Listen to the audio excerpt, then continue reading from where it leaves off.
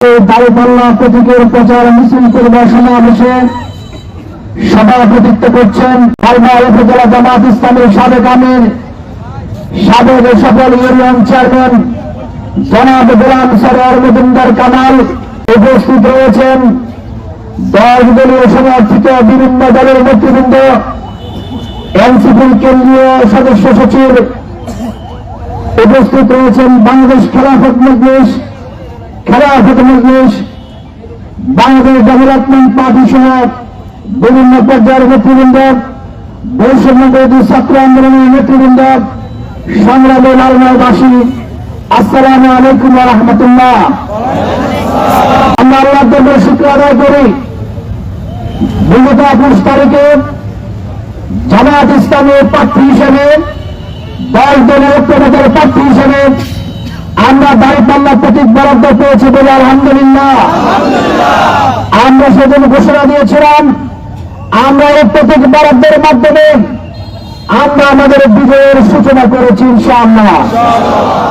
আজকে একটি ন্যায় এবং ইনসাফ ভিত্তিক কল্যাণকর রাষ্ট্র প্রতিষ্ঠার লক্ষ্যে দেশপ্রেমিক এবং ইসলামী দলগুলোর যে ঐক্যবদ্ধ সংগ্রাম, ঐক্যবদ্ধ লড়াই শুরু হয়েছে।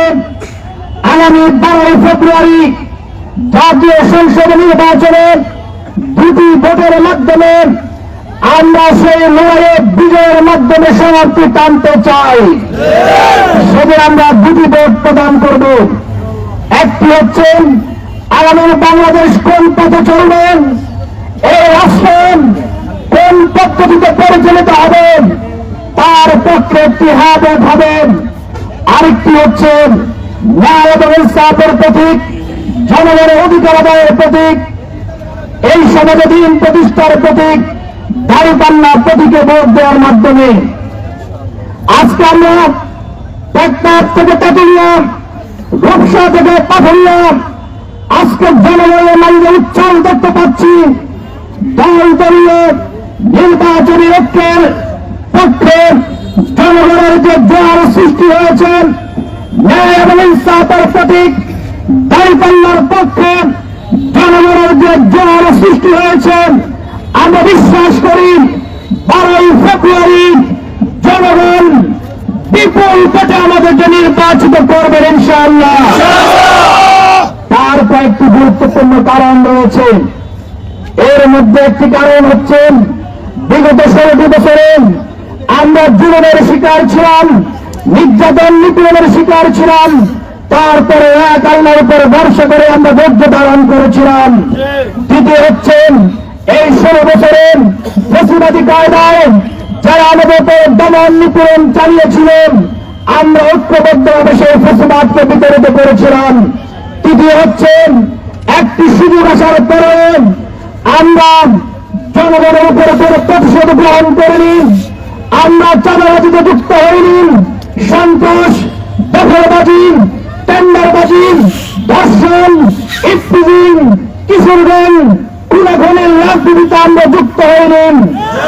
জনগণ আস্তে আস্তে নিয়েছেন। এই বাংলাদেশকে যদি নতুন ভাবে গড়ে সাজাতে হয় তাহলে জামাত ইসলামী সহ দলীয় ঐক্যবদ্ধের কোনো বিকল্প নাই, ঠিক কিনা? আজকে সেই জনগণ যে আস্থা জামাত ইসলামের প্রতি পোষণ করেছেন, আমরা জনগণকে আশ্বস্ত করতে চাই, আমার প্রিয় লালমাইবাসীকে আশ্বস্ত করতে চাই, ইনশাআল্লাহ জনগণের ভোটে আমরা নির্বাচিত হলেন এই দেশে আমরা সুশাসন প্রতিষ্ঠা করবেন, জালিমতন্ত্রের পরিবর্তন, সুন্দর একটি পরিবেশ তৈরি করবেন, ধর্ম বর্ণ নির্বিশেষে সকলে যেন এলাকায় শান্তিপূর্ণ বসবাস করতে পারেন, আমরা সে ধরনের একটি পরিবেশ তৈরি করবো ইনশাআল্লাহ। আমরা নাঙ্গলকোট লালমাইবাসীকে আশ্বস্ত করতে চাই, দাঁড়িপাল্লা প্রতীকের প্রার্থী বিজয়ী হলেন অন্য দলের লোকেরা নির্বিঘ্নে ঘরে ঘুমাতে পারবেন। আজকে আমার যারা প্রতিপক্ষ তাদের ভয়ের কোনো কারণ নাই, দুশ্চিন্তার কোনো কারণ নাই। বিগত 54 বছরে এক দল বিজয় হলেন, আরেক দলকে পালিয়ে বেড়াতে হয়। আমরা কথা দিচ্ছি দাঁড়িপাল্লা প্রতীক বিজয় হলে আপনাদেরকে পালিয়ে বেড়াতে হবে না, ঠিক কিনা? আমরা একটি সুস্থ এবং সুশৃঙ্খল সমাজ প্রতিষ্ঠা করতে চাই।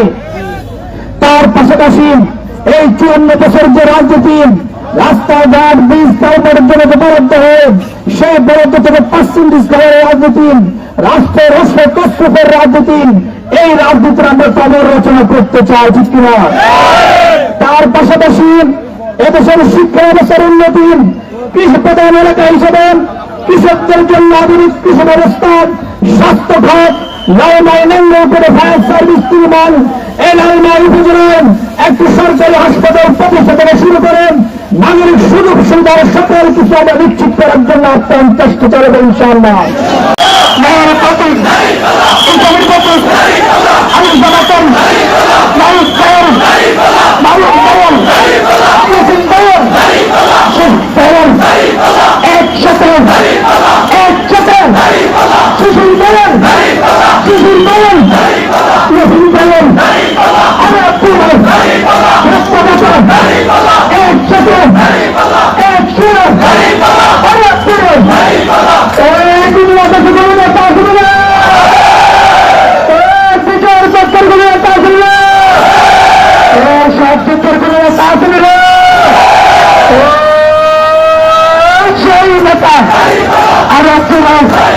আমার ভাই, আমার ভাই, তোমার ভাই, সবার ভাই, প্রিয় ভাই, চলো নেতা, চলো নেতা, ইনশাআল্লাহ, ইনশাআল্লাহ।